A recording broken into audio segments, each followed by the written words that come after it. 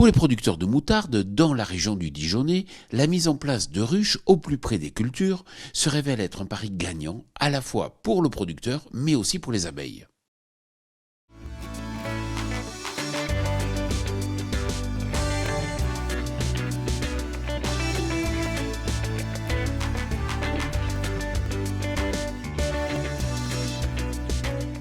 Cette semaine, je vous amène à la rencontre de Philippe Grandsagne, agriculteur à Quétigny en Côte d'Or, et aussi à la rencontre de Marc à l'avoine. Bonjour Philippe, pourriez-vous tout d'abord nous présenter votre exploitation ? On exploite 195 hectares, jachères comprises, à seulement en tête de rotation moutarde. Vous êtes à Dijon, donc moutarde, multiplication de soja. Blé panifiable, label rouge et autres, orge brassicole de printemps-d'hiver. Que faites-vous en faveur de la biodiversité ? Voilà, la partie réserve d'eau, donc c'est la surface totale clos fait 3 hectares. Le bassin, il doit faire 1,5 hectare, 2 hectares sur 8 mètres de profondeur. Et donc, il est arrivé sans acheter de petits canards, beaucoup de canards, d'oiseaux d'eau. Qui habitent là maintenant. On leur donne à manger. J'ai fabriqué un petit radeau où on met du blé, qu'on écarte un peu dans l'eau pour pas que les petits canards se fassent dévorer par le renard.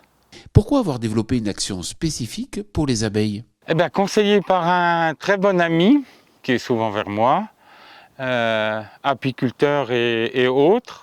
Il a placé des abeilles derrière mon bâtiment avec un tas de choses mellifères implantées grâce à ses idées, et il vous expliquera en détail.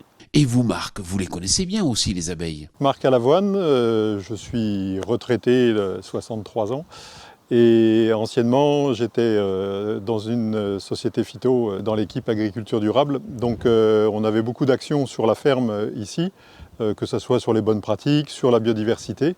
Et à un moment, il est apparu intéressant d'installer justement un rucher qui soit proche de la plateforme de remplissage, de l'exploitation, pour montrer qu'en respectant les bonnes pratiques, on pouvait conjuguer à la fois l'utilisation de produits phyto, les rinçages, les lavages de matériel, et aussi avoir des ruches sans problème de mortalité et en plus des très bonnes récoltes de miel.